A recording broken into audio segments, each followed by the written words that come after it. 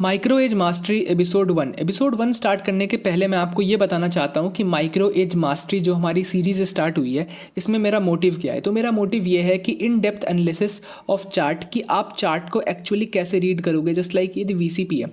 अब अगर आपको ये लग रहा है कि अगर मैं एक चार्ट में वीसीपी देख पा रहा हूँ तो I am reading the chart, मैं चार्ट को पढ़ पा रहा हूँ, नहीं ऐसा नहीं है।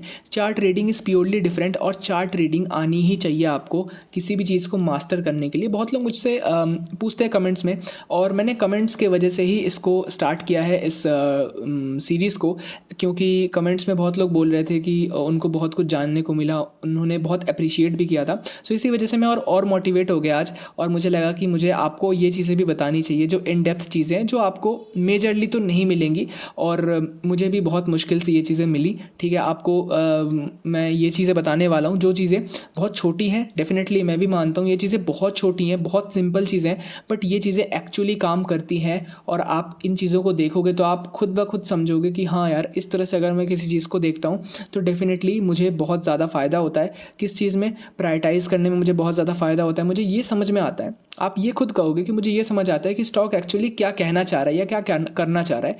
This is actually chart reading, जिसमें हम एक एक चीज़ को समझते हैं कि चार्ट में ऐसा हुआ तो क्यों हुआ, अगर ऐसा होता है तो क्या मतलब है इसका, या आगे क्या हो सकता है, या फिर कोई कैंडल बना मान लो, इस कैंडल का क्या मतलब है, इस कैंडल के पीछे की स्टोरी क्या है। ये सब चीज़ें जो है हम यहाँ पे डिस्कस करेंगे, इन डेप्थ एनालिसिस होगी। And swing trading master class के एपिसोड 1 या 2 में ही मैंने आपको बता दिया था कि यहाँ पे देखो दो तरह से आप नॉलेज ले सकते हो, या तो आप बेसिक टू एडवांस चले जाओ।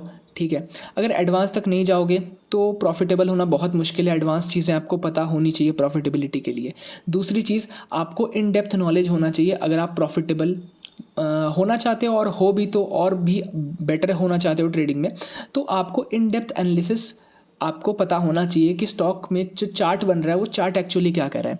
सो ओके, यहाँ पे मैंने आपको बता दिया कि मेरा मोटिव क्या है। और यहाँ पे एक और चीज़ मैं आपको बताना चाहूँगा, या आप टिप मान लो या रिकमेंडेशन मान लो मेरा। देखो, स्टॉक रिकमेंडेशन नहीं है, ठीक है। एक रिकमेंडेशन मैं आपको ये देना चाहूँगा कि आप जो भी चीज़ मैं आपको बताऊँगा आप उसको जा करके स्टडी करो। जैसे मैंने जो भी एग्जाम्पल्स यहाँ दे रखे हैं, ये बस 4 एग्जाम्पल्स हैं, ऐसे 40 हैं, 400 हैं। आप जाओ, बैक टेस्ट करो, देखो। सबसे पहले आप इन्हीं एग्जाम्पल्स को अपने चार्ट पे ओपन करो, ट्रेडिंग व्यू पे, और देखने की कोशिश करो कि एक्चुअली ये चीज़ें आपको दिख रही है या नहीं दिख रही। अगर आपको नहीं दिख रही तो ट्राई टू फाइंड इट। आप अगर खोज लेते हो, अगर आपको दिख जाती है, मैंने जो भी चीज़ें बोली है वो आप मैच कर पा रहे हो, देख पा रहे हो, और आपको अब लग रहा है कि यार दिस थिंग इज़ वर्किंग, अब आप क्या करो, अब आप उन चीज़ों में खोजना स्टार्ट करो जो मैंने चार्ट्स नहीं डिस्कस किए। ठीक है, उन चार्ट्स में कोई अलग चार्ट में खोजना स्टार्ट करो, कोई अलग स्टॉक में खोजना स्टार्ट करो कि मुझे ये चीज़ कब दिख रही है और क्या ये एक्चुअली काम कर रही है। क्रॉस वेरीफाई करने की कोशिश करो। अगर आप ये चीज़ें करोगे तो ही आपको ये चीज़ें समझ आएंगी, because these are very minute things. बहुत छोटी छोटी चीज़ें हैं, इतनी छोटी छोटी चीज़ें हैं कि लोग इसे ईजिली इग्नोर कर देते हैं, उन्हें पता भी नहीं चलता। और उन्हें पता भी ये नहीं चलता कि उन्होंने एक बहुत मेजर चीज़ इग्नोर कर दी है जो उनके ट्रेडिंग जर्नी में या लर्निंग कर्व में बहुत बड़ा चेंज ला सकते हैं। ठीक है, इसीलिए क्योंकि ये चीज़ें बहुत छोटी होती हैं, इनको देखना भी बहुत मुश्किल होता है, और इसी वजह से लोग ये ईजिली स्किप कर देते हैं। ठीक है, और इसी वजह से जब आपकी चार्ट आई डेवलप हो जाएगी इस चीज़ को देखने की, तब आप ईजिली इसे भी देख लोगे। ओके, सो स्टार्ट करते हैं। मैंने बहुत एक बेसिक टॉपिक से स्टार्ट किया है आज, ठीक है, बट ये भी बहुत इक्वली इंपॉर्टेंट है जो चीज़ें मैंने आपको बताई कि चार्ट रीडिंग एंड इन सब चीज़ों से रिलेटेड। ठीक है, तो स्टार्ट करते हैं। सबसे पहले मैं आपको ये समझाने की कोशिश करता हूँ कि हाउ कि why we enter before momentum comes, मतलब इसका फ़ायदा क्या है। जैसे मैंने यहाँ पे लिखा है how to enter just before momentum, तो मोमेंटम के पहले एंट्री करके क्या फ़ायदा है। तो देखो यहाँ पे 3-4 फ़ायदे तो आपको ईजिली दिख जाएंगे। सबसे पहला फ़ायदा है, आपको क्या होगा, जैसे मान लो यहाँ पे वीसीपी है, वीसीपी इन्फॉर्मेशन है, बट यहाँ पे आपको दिख जाता है, जस्ट अ सेकंड, बट यहाँ पे आपको दिख जाता है कुछ ऐसी चीज़ जो मैंने आपको बताई। आपको याद आ जाता है कि यार वीडियो में तो ये चीज़ें डिस्कस हुई थी, एंड यहाँ पे वो चीज़ दिख रही है, तो यहाँ पे एक एंट्री बनती है। क्या अभी तक वीसीपी कंप्लीट हुआ है? नो। लोगों की एंट्री कहाँ है? यहाँ पे। इनफैक्ट जो लोग स्विंग ट्रेडिंग मास्टर क्लास देखे होंगे उनको ही पता है कि एंट्री तो यहीं पे है। अब यहाँ पे एंट्री हो सकती है, मैंने ऐसी चीज़ देखी, यहाँ पे मुझे कुछ दिखा। अब यहाँ पे फ़ायदा क्या होगा अगर मैं पहले एंट्री करूँगा? तो सबसे पहली चीज़ जो मैंने आपको बताई थी, द फंडामेंटल थिंग इज़ कि आपको स्टॉप लॉस छोटा करने की कोशिश करनी है। कुछ भी हो जाए, कुछ भी हो, अगर आपको छोटा स्टॉप लॉस मिल रहा है देन गो फॉर इट। ठीक है, और अगर आपको बड़ा स्टॉप लॉस मिल रहा है, कितना भी अच्छा हो, इग्नोर। ठीक है, अब यहाँ पे मान के चलते हैं कि ये जो स्टॉप लॉस है मेरा, ये पूरा दिस इज़ 4%। ओके, एंड अब अगर क्योंकि मैं नीचे एंट्री कर रहा हूँ तो मेरी स्टॉप लॉस क्या होगी? मेरा जो ये स्टॉप लॉस है यहाँ से यहाँ तक, ये मेरा स्टॉप लॉस होगा और कितना होगा 2%, क्योंकि मैं आधे पे एंट्री कर रहा हूँ, ठीक है। अब मेरा जो रिस्क पर ट्रेड है वो मान लो 100 रुपये का होता है, ठीक है। मैं मान के चलता हूँ मेरा रिस्क पर ट्रेड, मतलब मैं एक ट्रेड में ये सोचता हूँ कि मैं जितना भी एलोकेट करूँगा मेरा जो रिस्क है वो 100 रुपये का ही होगा, मतलब मेरा जो नुकसान है वो 100 रुपये से ज़्यादा नहीं होगा एक ट्रेड में, ठीक है। और अगर मैं 4% पे 100 रुपये का रिस्क लेता तो मान के चलो कि 4% पे 100 रुपये का रिस्क जितना भी हुआ, ठीक है, जो भी क्वांटिटी आई जितनी भी आई, अगर मैं 2% पे ही 100 रुपये का रिस्क लूँगा, क्या वो क्वांटिटी डबल नहीं हो जाएगी? क्या मैं डबल क्वांटिटी नहीं ले पाऊंगा 2% के रिस्क से? बिल्कुल ले पाऊंगा, और इस वजह से मेरी क्वांटिटी डबल होगी। तो मेरा सबसे पहला फ़ायदा क्या होगा? स्टॉप लॉस कम हो गया। इससे डायरेक्टली कनेक्टेड है पोजीशन साइज़, मेरा पोजीशन साइज़ डायरेक्टली डबल हो गया। अब अगर मेरा पोजीशन साइज डबल है और मेरा स्टॉक इस डायरेक्शन में, जिस डायरेक्शन में मैंने ट्रेड लिया है उसी डायरेक्शन में चल जाता है यानी बुलिश में, तो क्या मुझे ये एक्स्ट्रा प्रॉफिट नहीं मिलेगा? मतलब लोग कहाँ एंटर करेंगे? यहाँ पे। और क्योंकि मेरी एंट्री पहले है तो मेरा ये प्रॉफिट तो होगा ही होगा, ये प्रॉफिट तो होगा ही, ठीक है। तो मुझे ये वाला जो प्रॉफिट है, ये जो 2% है, ये मुझे क्या एक्स्ट्रा मिले? मुझे यस बिल्कुल मिले। और क्या मुझे ये 2% एक्स्ट्रा मिले, इसमें एक और फ़ायदा आपको दिख रहा है, क्योंकि आपकी पोजीशन साइज़ यहाँ पे डबल है तो आपको इसमें भी डबल प्रॉफिट हुआ। मतलब कि आप जितना साइज़ लेते उस साइज़ से तो प्रॉफिट होता ही, अब आपने डबल साइज़ लिया है तो डबल साइज़ से प्रॉफिट होगा, एंड प्लस ये वाला जो साइज़ है इस साइज़ में भी आपका प्रॉफिट हुआ है दुगना, ठीक है।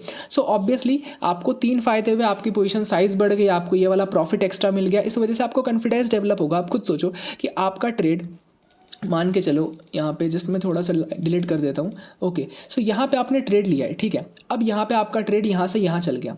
नॉर्मल लोगों को यहाँ पे अभी तक 1 आवर भी नहीं मिला है, एंड आपको ऑलमोस्ट मान के चलो, अगर ये स्टॉक मान के चलते हैं 4% चल गया। कहाँ से? यहाँ से 4% चला है, ठीक है। सो आपके लिए कितना चल गया? 6% चल गया। अगर 6% चल गया तो आप 1:3 RR पे ऑलरेडी बैठे हो, ठीक है। जब यहाँ पे जिस बंदे ने यहाँ एंट्री किया होगा उनको 1 आवर मिला है अभी तक, 4% का स्टॉप लॉस पे 4% का प्रॉफिट मिल रहा है, तो 1 रिस्क रिवॉर्ड रेशियो मिल रहा है, आपको 1:3 मिल रहा है ऑलरेडी, ठीक है। एंड क्योंकि आपकी साइज डबल है तो आपको 1:3 में भी बहुत ज़्यादा प्रॉफिट हो रहा है। तो आप सोचो कितने सारे फ़ायदे हैं यहाँ पे, ठीक है। मैं आपको फ़ायदे गिना नहीं सकता, बहुत सारे फ़ायदे हैं। एंड सबसे बड़ा फ़ायदा ये है कि आपका बहुत सारा कॉन्फिडेंस डेवलप होता है जब आप इस तरह से एंट्री लेते हो ना पहले, और लोग बाद में एंट्री लेते हैं। आपको दिखता है कि यार लोग तो बाद में एंट्री ले रहे हैं और मैं पहले एंट्री ले रहा हूँ और इससे मुझे इतने सारे फ़ायदे हो रहे हैं, तो आपको कॉन्फिडेंस डेवलप होता है। आपको लगता है कि यार अब मैं ऐसे ही एंट्रीज़ करूँगा, ठीक है। और ऐसी ही एंट्रीज़ एक्चुअली आपको जो है एक अच्छा खासा पीएफ इम्पैक्ट दी जाती है, जो लोगों को समझ में भी नहीं आता। क्योंकि सोचो ना यार, डबल साइज़ पे जा रहे हो आप, डबल साइज़ पे जा रहे हो, तो डबल साइज़ पे जाओगे तो पीएफ इम्पैक्ट नहीं आएगा क्या? बिल्कुल आएगा, और बहुत ज़्यादा आएगा, डबल ही आएगा एक्चुअली। हाँ, तो यहाँ पे आपको समझ आ गया कि वाइट इज़ इंपॉर्टेंट। अब यहाँ पे how to identify that the stock will end its tightness very soon, ठीक है। ये कैसे आइडेंटिफाई करें? एंड फाइनली आप कैसे बता सकते हो या आप कैसे एंटिसिपेट कर सकते हो एक दिन पहले ही किसी मूव को, ठीक है। मतलब कि आप एक दिन पहले ही किसी स्टॉक में आके बैठ गए और अगले दिन ही वो स्टॉक चल जाएगा, आपको ये चीज़ कैसे पता चलेगी? तो इसके लिए मैं एक चीज़ देखता हूँ चार्ट में which is very very important, and that is inside bar, ठीक है। Inside bar and mini coil both are equally important. अब यहाँ पे अगर आप इन दोनों चीज़ों में से किसी भी एक चीज़ को देखते हो चार्ट में, तो आपको समझ जाना चाहिए बस अब यहाँ पे चार्ट यहाँ से एक्सपैंड होने वाला है। मतलब कि मैंने आपको ये बताया था कि चार्ट कॉन्ट्रैक्ट करता है, फिर एक्सपैंड करता है, फिर कॉन्ट्रैक्ट करता है, फिर एक्सपैंड करता है। अगर आपको कॉन्ट्रैक्शन के एंड में ये दोनों में से कुछ भी दिख जाता है, इनसाइड बार दिख जाता है बनता हुआ, या फिर मिनी कॉइल दिख जाता है, इट सिंपली मीन्स अब ये कॉन्ट्रैक्शन खत्म हो गई है और अब चार्ट एक्सपैंड करेगा। एंड अगर आपको ये पहले से पता है तो क्या आप यहाँ पे पहले से एंट्री बनाने की कोशिश नहीं करोगे? बिल्कुल करोगे, मैं तो करूँगा। क्यों? क्योंकि ऑब्वियसली जो मैंने फ़ायदे बताए उनके लिए। यहाँ पे एक और चीज़ समझने वाली बात है, if there is an IB inside bar with low volume, इससे डेडली कॉम्बिनेशन कुछ नहीं है।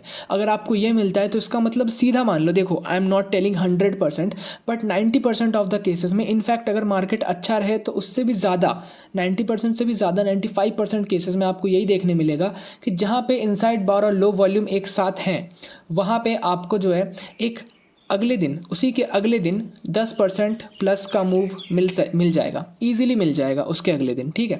आप ये चीज़ दिखाऊंगा मैं आपको और देखोगे भी आप, ठीक है। तो यहाँ पे क्या होगा, अगले दिन टुमारो गुड मूव के चांसेस, प्रोबेबिलिटी बहुत ज़्यादा बढ़ जाती है, ठीक है। बट यहाँ पे एक बात याद रखनी है जो मैंने रेड में लिखा हुआ है, इफ़ देयर इज़ टाइटनेस, ठीक है। एक और चीज़ यहाँ पे, if there is only low volume but no tightness, अगर टाइटनेस है तो ही आपको ये चीज़ का एक एंटिसिपेशन करना है, या फिर तो ही आपको इस चीज़ को सोचना है कि अगले दिन मूव आएगा। अगर कोई टाइटनेस ही नहीं है तो आप कोई मूव एक्सपेक्ट भी नहीं करोगे, ठीक है, करना भी बेकार है, क्योंकि लो वॉल्यूम प्लस टाइटनेस होगी तो ही यहाँ पे कुछ होगा, ठीक है। सो मैं कुछ एग्जांपल डिस्कस करता हूँ। सबसे पहले यहाँ पे आप देखो पैरादीप फॉस्फेट्स, मैं कुछ ज़्यादा नहीं यहाँ पे डिस्कस करूँगा, सिंपल आपको यहाँ पे एक इनसाइड बार दिख रहा है क्या, ये वाला, क्या यहाँ पे आपको lowest volume in the quarter दिख रहा है। मैं यहाँ पे थोड़ा सा अगर कट कर दूँ तो आपको यहाँ पे पता चलेगा। ओके, सो क्या यहाँ पे आपको एक, सबसे पहले तो आपको देखो नॉर्मल जितना आप स्कैन करते हो जिस तरह से, आपको कुछ अलग नहीं करना है इसमें, आपको स्कैनिंग करनी है, जैसे मैंने आपको स्विंग ट्रेडिंग मास्टर क्लास में बताया हुआ है। स्कैनिंग किया आपने, स्कैनिंग करके आपको एक स्टॉक मिला, स्टॉक में आपको लग रहा है कुछ पैटर्न फॉर्मेशन हो रहा है, ठीक है। अब मैं क्या करता हूँ, सिंपली आपको पहले पैटर्न दिखा देता हूँ। दिस इज एन IHST या फिर 2T VCP, आप जो कह लो, ठीक है। तो यहाँ पे inverse head and shoulder pattern का फॉर्मेशन हो रहा है, आपको ये पता चल गया। आपने सभी चीज़ों को देख लिया, आपने उन 11 क्राइटेरियाज को देख लिया, आपने देख लिया पिवट लेवल क्या है, आपने देख लिया एरिया ऑफ इंटरेस्ट क्या है, आपने thrust power, linearity, volume, pivot, pocket pivot, सब कुछ चेक कर लिया, ठीक है। एंड आपको अब सब कुछ लगा है कि yes all things are in exact place और इन राइट प्लेस, आपको अब सही लग रहा है सब कुछ। तो अब आपको इसमें एक्स्ट्रा क्या दिख रही है जिसमें आप ये कह सकते हो कि हाँ अब मुझे कॉन्फिडेंस आ रहा है। तो यहाँ पे मुझे एक इनसाइड बार दिखा। अब देखो इनसाइड बार में भी ना 2-3 चीज़ें होती है, ठीक है। कोई भी इनसाइड बार मैं नहीं मान लूँगा। यहाँ पे आपको बहुत सारे, देखो ये भी इनसाइड बार है, ये भी इनसाइड बार है, ये भी इनसाइड बार है, लेकिन मैं इसके बारे में क्यों बात कर रहा हूँ। इनफैक्ट यहाँ पे जो है क्वार्टरली लो वॉल्यूम भी आया इनसाइड बार के पहले, ऑल तो इनसाइड बार पे नहीं है। खैर यहाँ पे मैं इसी की बात क्यों कर रहा हूँ, इसीलिए क्योंकि यहाँ पे इनसाइड बार है, इसका रेंज बहुत कम है, मैं आपको दिखाऊंगा। इसके साथ क्वार्टरली लो वॉल्यूम है, यहाँ पे आप बोलोगे क्यों नहीं लिखा हुआ, तो आप इस क्वार्टरली लो वॉल्यूम से मेजर कर लो, देख सकते हो उससे कम है। एंड अगले दिन जैसे ही आएगा ना यहाँ पे क्यू अपने आप आ जाएगा, ठीक है। सो यहाँ पे इसका रेंज मैं आपको मेजर करके दिखाता हूँ। So the range is 1.66%।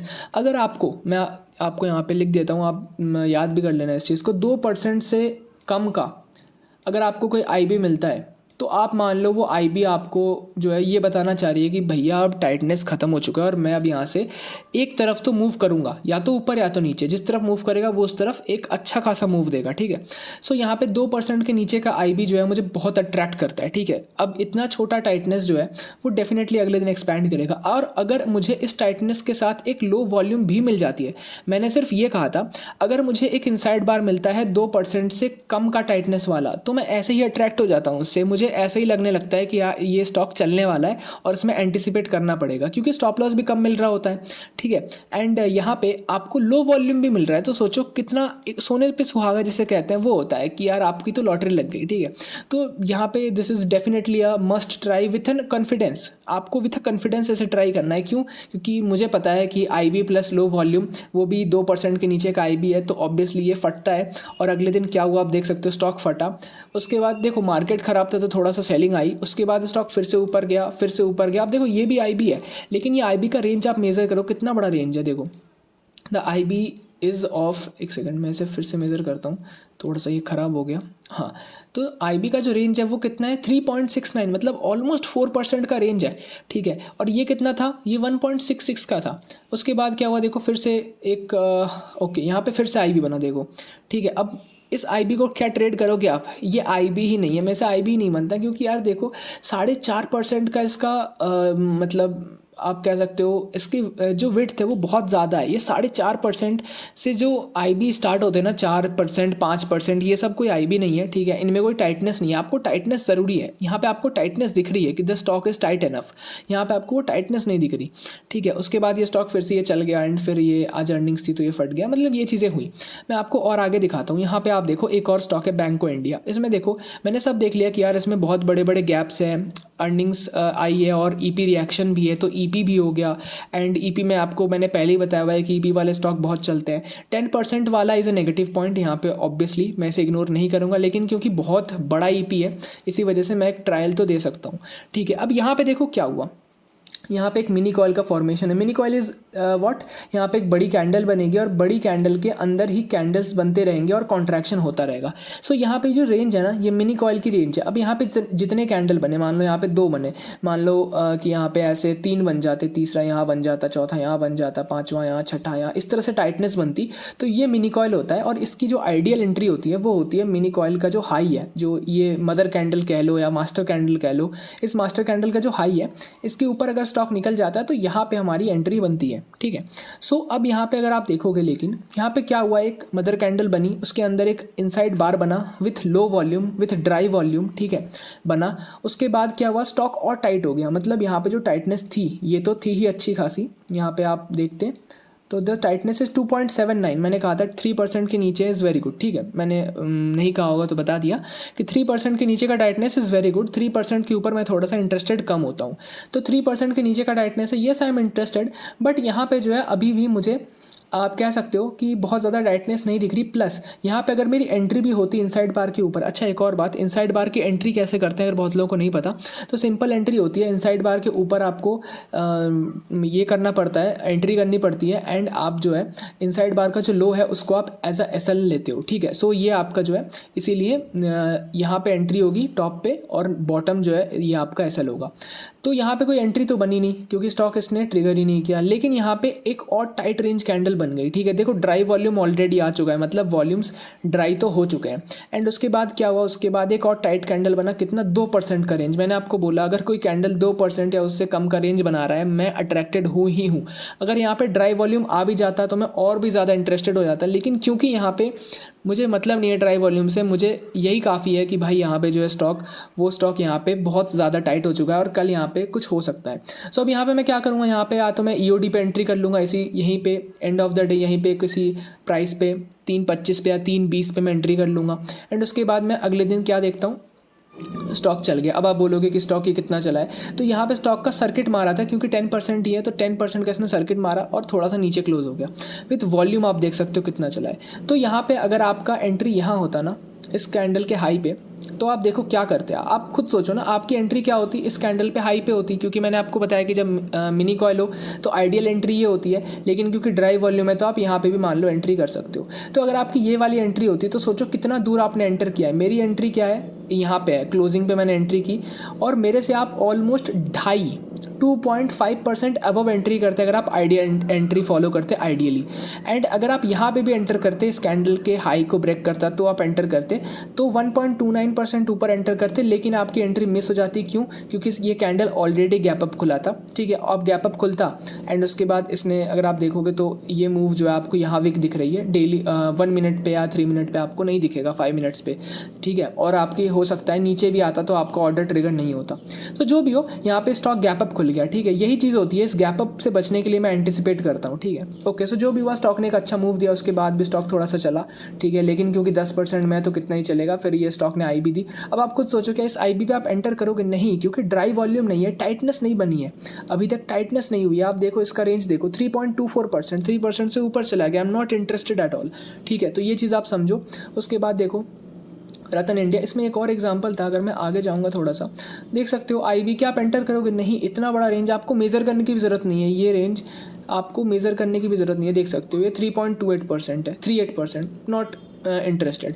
आप देखो अब यहाँ पे क्या हुआ था, शायद एक देखो अब यहाँ पे ड्राई वॉल्यूम्स आ रहे हैं लेकिन आई बी नहीं है, तो क्या आप इंटरेस्टेड हो? नहीं, क्योंकि यहाँ पे टाइटनेस नहीं है, आप समझ रहे हो। देखो यहाँ पे ना टाइटनेस है, यहाँ पे टाइटनेस नहीं है, this is very simple thing, ठीक है। उसके बाद देखोगे तो फिर तो नॉर्मल स्टॉक गिरने लगा। ओके, अब यहाँ पे आगे आता है, यहाँ पे एक स्टॉक है जिसने ऑब्वियसली आपको स्टॉप लॉस दिया है, बट ये देखना भी ज़रूरी है। देखो यहाँ पे एक इनसाइड बार है, क्या ये इनसाइड बार इंटरेस्टिंग है? तो यहाँ पे अगर आप मेज़र करोगे तो आप देख सकते हो 3.5, नो नॉट दैट इंटरेस्टिंग, उतना अच्छा नहीं है। लेकिन आप इसकी स्ट्रेंथ देखो, आपकी स्ट्रेंथ, इसकी जो स्ट्रेंथ है वो यहाँ से अगर आप देखोगे तो ये 3 दिन में स्टॉक 40% चला है, ठीक है। और highest volume, quarter highest volume ever देके चल रहा है, और इस स्टॉक को आप इस वजह से छोड़ रहे हो कि इसमें आई बी जो है बहुत जो है अच्छी नहीं बनी है, तो ये दिस इज़ रॉन्ग, ठीक है। अगर आपको मैं बताऊँ तो मेरी एक्चुअल एंट्री जो है मैंने यहाँ पे से ट्रैक करना स्टार्ट किया था, बिकॉज ये एक आई बी था और इस आई बी का जो रेंज था वो बहुत कम था। आई गेस इसमें मैंने ट्रैक किया था, बट यहाँ पे इनफ टाइटनेस नहीं थी। हाँ, 2.5% का भी था, लेकिन अगर आप इसमें देखोगे ये आई भी थोड़ा इंटरेस्टिंग लग रहा था, 2.82, 3% से कम है, बट अभी भी ये मुझे इंटरेस्टिंग लग रहा था। लेकिन जब ये स्टॉक ऊपर आया एंड ऊपर आने के बाद इसने यहाँ पे टाइटनेस दी, तो this tightness is what I need, ये बहुत इंपॉर्टेंट है। अब देखो, अब आप खुद सोचो ना, मैं आपको कट करके बताता हूँ। यहाँ पर मैंने कट लगा दिया। अब आप देखो ये स्टॉक कुछ ऐसा फॉर्मेशन कर रहा है, आप सोचो, देखो ये स्टॉक कुछ इस तरह से एक 2T VCP बना रहा है, बहुत क्लीन 2T VCP है, ठीक है। देखो बना रहा है, हाँ बना रहा है, बिल्कुल बना रहा है। एंड यहाँ पे क्या ये टाइट है? बिल्कुल टाइट तो लग रहा है। क्या इसमें लो वॉल्यूम है? तो मैं आपको वॉल्यूम्स भी यार जूम करके दिखा देता हूँ, देख सकते हो। मैं थोड़ा सा जूम कर देता हूँ इसे। जो वॉल्यूम है वो डेली कम हो रही है। देखो यहाँ पे आप देख सकते हो। क्या आपको ये जब बेस बना है, क्या इस बेस में सबसे कम वॉल्यूम है? देखो इस बेस के पहले वॉल्यूम्स आए थे, अगर आप इससे कंपेयर करोगे तो नहीं चलेगा, आपको इस बेस में कंपेयर करना होगा, इस बेस में। क्यों? क्योंकि आप इस बेस को ट्रेड कर रहे हो, तो इस बेस का वॉल्यूम आपके लिए इंपॉर्टेंट है। तो आप देख सकते हो इस बेस में जो वॉल्यूम था लोएस्ट ये था, एंड उससे भी कम, एंड लगातार वॉल्यूम डिक्रीज हो रहा है। तो क्या मैं इसे वॉल्यूम ड्राइनेस नहीं कहूँगा? बिल्कुल कहूँगा। देखो आपको एक चीज़ पर ना डिपेंडेंट नहीं होना, आपको ये नहीं देखना कि यार येलो वाला जो वॉल्यूम है ना ये बनेगा तो ही मैं जाऊँगा, और अगर ग्रे वाला वॉल्यूम रहेगा मतलब वो वॉल्यूम ड्राइनेस नहीं है ना। नहीं, आपको ये समझना है कि वॉल्यूम ड्राइनेस क्या होती है, ठीक है। सो ये वॉल्यूम ड्राइनेस है, और इसका आप अब मेज़र करो कि ये कितना है। 2.2 मतलब नियरली 2%। तो मैं तो बहुत इंटरेस्टेड हूँ इसमें, क्योंकि इसने इतने बड़े बड़े कैंडल बनाए। देखो इनसाइड द बेस इसने 7% का कैंडल, फिर यहाँ पे देख सकते हो 4%, ठीक है, 3%। तो इसने बड़े बड़े कैंडल बनाए हैं और बहुत सारे पॉकेट पिवट वॉल्यूम्स है। तो मैं तो इसमें बहुत इंटरेस्टेड हूँ, और मैं इस स्टॉक का यहाँ पे वेट नहीं करूँगा कि यहाँ पे आएगा तो मैं एंट्री करूँगा, मैं तो यहीं से एंट्री बनाऊँगा अपनी। तो यहाँ पे मैंने एंट्री बनाई। क्या हुआ? अगले दिन स्टॉक ऊपर चला गया विथ पॉकेट पिवट वॉल्यूम, अच्छी बात है। फिर क्या हुआ? स्टॉक ने एक और आई भी दी। तो अब यहाँ पे मैं एवरेज अप कर सकता हूँ। क्यों? क्योंकि मेरी ऑलरेडी पोजीशन है। अब लोग यहाँ पे हो सकता है एंट्री के लिए सोचेंगे, लेकिन मैं फ्रेश एंट्री यहाँ पे अवॉइड करूँगा, एज दिस इज़ ऑलमोस्ट 3.5%, 3% के ऊपर है। एक और चीज़ मैं आपको बता दूँ, यहाँ पे जो 9 EMA था वो बिल्कुल सपोर्ट कर रहा था, दिख रहा था कि 9 EMA जो है सपोर्ट कर रहा है, ठीक है। सो इसी वजह से भी यहाँ पे एक प्लस पॉइंट मिलता है इसको, एंड यहाँ पे इसलिए मैं एंट्री करता हूँ। एंड उसके बाद आप देखोगे अगर, तो लोग अगर यहाँ पे एंट्री करें कुछ इस तरह से, आप देख सकते हो 2T VCP, एंड लोग अगर यहाँ भी एंट्री करेंगे तो भी आपकी एंट्री से कितना ऊपर है आप खुद सोचो। अगर आपने इस दिन एंटिसिपेट किया होता क्लोजिंग पे, आपकी एंट्री से 6% ऊपर लोग एंटर कर रहे हैं, लिटरली 6.3% ऊपर लोग एंटर कर रहे हैं आपकी एंट्री से। उसके बाद क्या होता है आप देखो, स्टॉक चला, ठीक है, इनसाइड बार आता है तो ड्राई वॉल्यूम भी था, ठीक ठाक था, उतना भी ड्राई नहीं था, इसलिए स्टॉक चला, एंड चलने के बाद नीचे आ गया। अब लोगों को क्या लगा कि अरे यार ये तो बेस में आ गया वापस, अब क्या करना है, एग्जिट कर देते हैं, स्टॉक तो स्क्वाट कर रहा है, हो सकता है ऊपर बहुत सारी ओवरहेड सप्लाई अभी बची हो, ठीक है। हाँ बिल्कुल वैलिड रीज़न है, लेकिन लोग यहाँ पे कहाँ एग्जिट करेंगे? माइनर लॉस में एग्जिट करेंगे, या तो एसएल का वेट करेंगे, ठीक है। माइनर लॉस में देखो उनका एसएल कहाँ पे होगा, उनका एसएल यहाँ पे होगा, ठीक है। दिस वॉज देयर एसएल, अगर उनकी एंट्री यहाँ पे होगी तो, ठीक है। तो वो क्या करेंगे? माइनर लॉस में एग्जिट करेंगे। देखो उनकी एंट्री ये है, एसएल ये होगा, और वो यहाँ पे माइनर लॉस पे एग्जिट करेंगे, ठीक है। लेकिन आप क्या करोगे? आपकी एंट्री तो यहाँ से बहुत नीचे है, उनके एसएल से भी नीचे आपकी एंट्री है, और आप क्या करोगे? अगर आपकी यहाँ एंट्री होगी तो आप अगर यहाँ पे एग्जिट करोगे तो भी आप 5-5.5% लेके जाओगे, और अगर आपको ये फॉल दिख गया तो इस फॉल के टॉप तक तो आप 13% कैप्चर कर लिया होता आपने सिर्फ और सिर्फ 3 दिन में। बट क्योंकि ये स्क्वाट कर गया, तो आप ईओडी पे भी अगर इसे क्लोज करोगे तो आप ऑलमोस्ट 5.5% लेके जाओगे। उसके बाद आप देख सकते हो स्टॉक ने फिर इनसाइड बार बनाया, बट इस बार जो है अगर आप एंट्री करते तो कोई फ़ायदा ही नहीं होता, क्योंकि वॉल्यूम्स यहाँ पे ड्राई नहीं है, ऑलमोस्ट बहुत ज़्यादा वॉल्यूम है, देख सकते हो ब्लू कलर का वॉल्यूम आ रहा है, ठीक है। सो ऑब्वियसली यहाँ पे जो है आपको प्रॉफिट होता है, जबकि लोग माइनर लॉस में निकल रहे होते हैं, ठीक है। सो ये होता है इसका फ़ायदा कि लोग यहाँ पे लॉस में निकल रहे हैं, लोगों को लग रहा है यहाँ पे सबका लॉस हुआ है, लेकिन आपकी एंट्री क्योंकि यहाँ पे है इसीलिए आपको बहुत ज़्यादा प्रॉफिट हुआ है, अच्छा खासा। मतलब अगर आप देखोगे आपको कितना आर मिला, मैं रिस्क टू रिवॉर्ड रेशियो एक बार मेज़र करता हूँ। आपकी एसएल कहाँ होती? आपकी एसएल होती या तो यहाँ पे होती, ठीक है, या तो आपकी एसएल यहाँ पे होती, प्रीवियस डे के लो पे होती, या तो करंट डे पे लो पे होती, ठीक है। तो आपका एसएल होता मात्र 1.65% का, और अगर आप यहाँ पे भी क्लोज करते ईओडी पे तो आप ऑलमोस्ट 1:3 ले चुके होते, जो मैं आपको बता रहा था 1:3 आता आपका, लेकिन लोगों का क्या आता? लॉस, ठीक है। So this is the point. Man industries यहाँ पे आप देख सकते हो क्या है, एक ईपी है, उसके पहले भी काफ़ी सारे गैप हैं, स्टॉक एक पैटर्न बना रहा है, यहाँ पे आप देख सकते हो स्टॉक में एक पैटर्न है, this is a 3T VCP type, ठीक है, और 3T VCP के ऊपर वाले बेस पे एक 2T VCP बन रहा है विथ अ गैप, तो ऑब्वियसली एक ट्राई तो बनता है। उसके बाद देखो यहाँ पे अगर मैं आपको दिखाऊं तो क्या ये कैंडल ट्रेडेबल है, मैं एक बार चेक करता हूँ। देखो रेंज क्या है 1.94, 2% से कम है। I am heavily interested. यहाँ पे लो वॉल्यूम्स अगर बहुत ज़्यादा नहीं भी हैं, देखो मुझे बहुत लो वॉल्यूम तो यहाँ नहीं दिख रहा, बट ठीक ठाक लो वॉल्यूम दिख रहा है। एंड लेकिन यहाँ पे जो है हमारा कैंडल जो है that is very less than 2% से भी कम है, ठीक है, मतलब बहुत छोटा तो नहीं है 2% से, बट हाँ 2% से कम है, अराउंड 2% ही है। तो मैंने क्या कहा था 2% के अराउंड होता है, मैं इंटरेस्टेड होता हूँ, मैं इसमें इंटरेस्टेड हूँ और मैंने यहाँ पे एंट्री की थी। एंट्री करने के बाद यहाँ पे जो है मार्केट में वीकनेस आ गई थी तो मैं कुछ यहाँ पे बेच देता, ठीक है। सो ऑब्वियसली यहाँ पे जो है हम एंटिसिपेट कर सकते हैं एंड लोग यहाँ एंट्री करेंगे। मैं आपको फिर से दिखा देता हूँ, हमारी एंट्री यहाँ होगी, लोग यहाँ एंट्री करेंगे, हम लोगों से लगभग 1% नीचे एंट्री करेंगे और जो हमारा स्टॉप लॉस होगा वो 1% कम हो जाएगा, ठीक है। अब आप खुद सोचो, एक बार मैं आपको दिखाता हूँ करके हमारा स्टॉप लॉस क्या होगा। अगर मैं हमारा स्टॉप लॉस जो है वो मान लेता हूँ प्रीवियस डे लो, ठीक है। तो आप देखो ना 2% का स्टॉप लॉस है और नॉर्मल लोगों का स्टॉप लॉस कितने का परसेंट का आएगा, 3% का। मतलब हमारे स्टॉप लॉस से 50% ज़्यादा उन्हें देना है, समझ रहे हो, मतलब 2% 3% मैथ समझ गए होगे आप, ठीक है।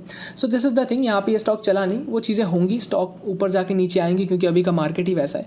So this is the whole thing, ठीक है। सो ये चीज़ मैं आपको समझाना चाह रहा था। Again dry volume mini coil setup, लेकिन यहाँ पे जो है आपको फिर से जो है यहाँ पे एसएल मिला, स्टॉक चला। देखो आपको मैं वही बताता हूँ, जब भी देखो यहाँ पे क्या हुआ ना, एक मिनी कॉयल था, मैं आपको ये भी एक्सप्लेन कर देता हूँ। आई नो वीडियो बहुत ज़्यादा लंबा हो रहा है बट नो प्रॉब्लम। देखो यहाँ पे ये मिनी कॉयल है, ठीक है। इस बड़े कैंडल के अंदर स्टॉक्स कंसोलिडेट कर रहे हैं। अब मैं पर्सनली ना इस कैंडल को ग्रीन पसंद करता हूँ। अगर ये कैंडल ग्रीन है तो मैं इंटरेस्टेड होता हूँ, रेड में मैं थोड़ा कम इंटरेस्टेड होता हूँ, ठीक है।